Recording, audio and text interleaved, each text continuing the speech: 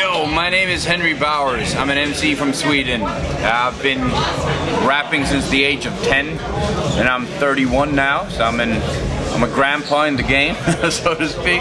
Like, everything inspires me, like watching the news and being pissed off at shit that I see, that inspires me. And also cartoons apparently inspires me. And like, I started rapping when I was 10, when I first heard Public Enemy. The Burn Hollywood Burn, I think, was the first track I heard, and I thought it was so cool. As the years passed, I started understanding more and more English, and from that I got interested in, like, because they were always referencing like stuff that Malcolm X would say, and so I got into reading his biography when I was like 12, and that got me more interested in politics in general. So that's how I would say I'm fairly into politics, and a lot of that is thanks to Public Enemy. And also I do write poetry. I'm a spoken word poet. I've won the Swedish national championships, and I've won like international championships as well, and that is also a lot inspired by Public Enemy, because Chuck D was always talking about like Gil Scott-Heron and the Last Poets and Lost Prophets and stuff like that in his interviews. So I was interested in like finding out what that was, so I ordered like records of Gil Scott-Heron and the Lost Prophet on the internet.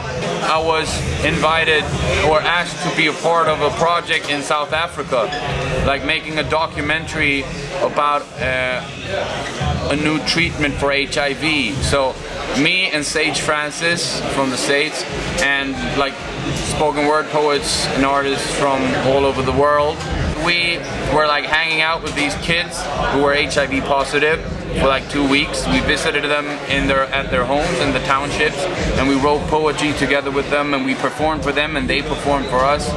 And it was a great experience, and also a very sad experience, since the like social situation in South Africa is really horrible.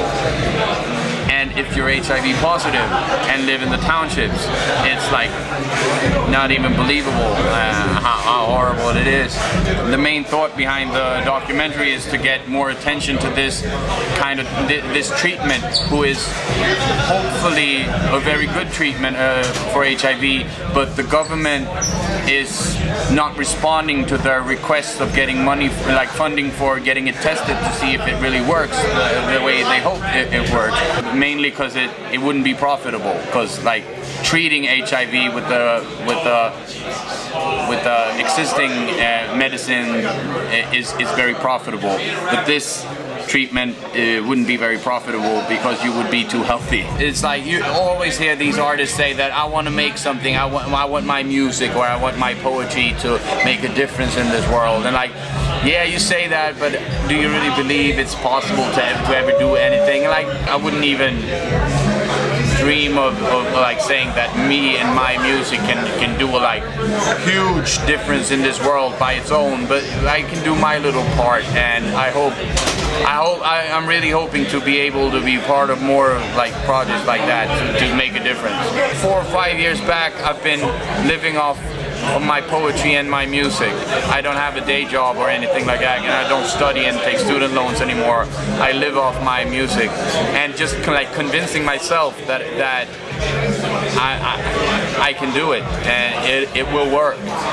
That was a big challenge, because I was really scared of like letting go of a secure income, so to speak. I don't want them to remember me as like the boring, super serious guy who always were preaching. I want them to remember me as that funny guy who had a spark in the eye but also had something to say. Just visit henrybowers.com and download my shit and watch my videos. You can find my battles, you can find my music videos there, and spoken word videos and music to download and everything.